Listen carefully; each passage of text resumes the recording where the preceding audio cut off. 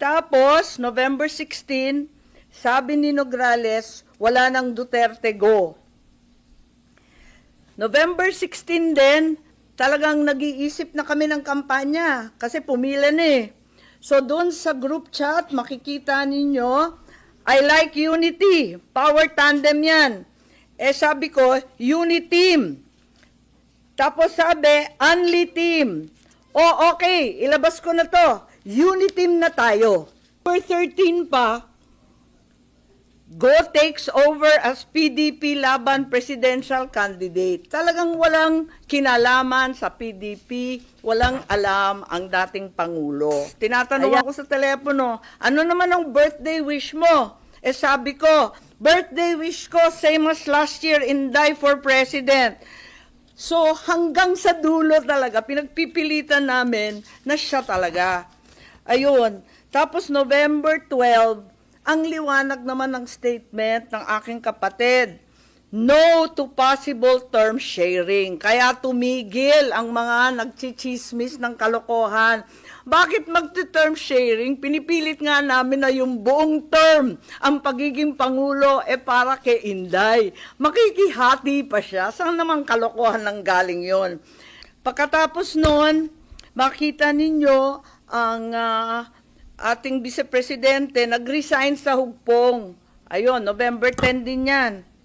Tapos, noong November 11, sa isang kasal ng anak ni Senator Revilla, si Inday Sara sumali sa Lakas CMD para meron na siyang national party. Naghahanda na siya. Ayun. Pagkatapos niyan, nag-happy birthday na naman siya sa GC, ano? Happy birthday, Senator Amy. Many, many happy returns. Tapos, tinatanong ako sa telepono, ano naman ang birthday wish mo? Eh sabi ko, birthday wish ko same as last year, Inday for President. So, hanggang sa dulo talaga, pinagpipilitan namin na siya talaga. Ayun.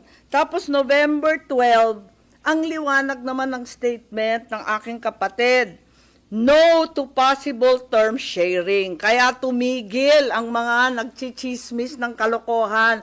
Bakit magti-term sharing? Pinipilit nga namin na yung buong term, ang pagiging Pangulo, para kay Inday. Makikihati pa siya. Saan naman kalokohan ng galing yon?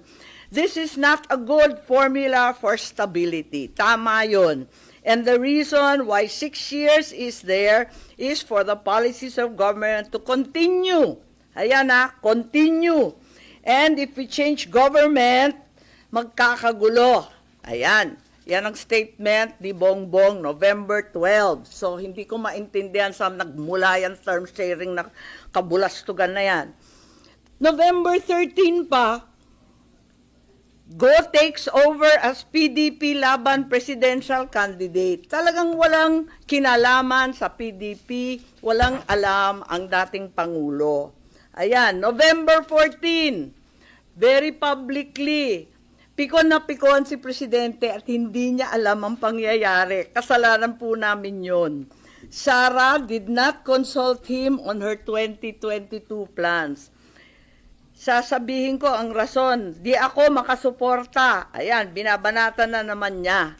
Kita naman natin, November 14 na yan. Ewan ko kung saan yung kasunduan na pinagsasabi na kinumbinsi ni Bongbong o kinumbinsi si Bongbong, pati yung sinungaling, nagkabulbul na. I'm sure yung pagtakbo, desisyon ni na Bongbong.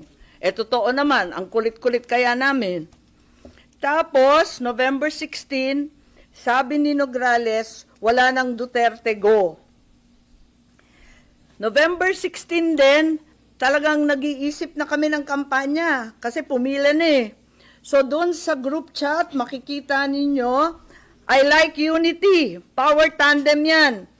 Sabi ko, uniteam. Tapos sabi, only team. Okay, ilabas ko na to, uniteam na tayo. At doon nagmula yung uniteam, November 16. Okay? So, hindi ko maintindihan yung November 21, nangangampanya na by November 21. Nako. Pero, hindi pa rin napapawi ang galit ni PRRD. November 18, bumabanat pa rin kay Bongbong. Asan ang pagkakasundo dyan? Tapos tuloy-tuloy na po, November 21, nasa Davao, nasa Mindanao, November 25, tuloy-tuloy na yung mga partido na sumapi. At finally, matagal to December 14, tsaka lang nag-withdraw at umatras si Bongo bilang presidente. Kaya gusto ko lang i-tweet itong mga kabuktutan na mga ito at sasabihin ko lang na pawang kasinungalingan ang pinagbibitaw ng Madriagang yan. Kung meron mang itinuro ang kasaysayan sa isang Marcos katulad ko, yun ay maging tapat sa bayan at sa iyong prinsipyo. Hindi nila kayang sirain si Inday dahil hindi siya gumawa ng ikasisira ng kanyang pangalan. Kaya gagamit sila ng taong wasak na ang pagkatao para subukan wasakin din ang vice-presidente.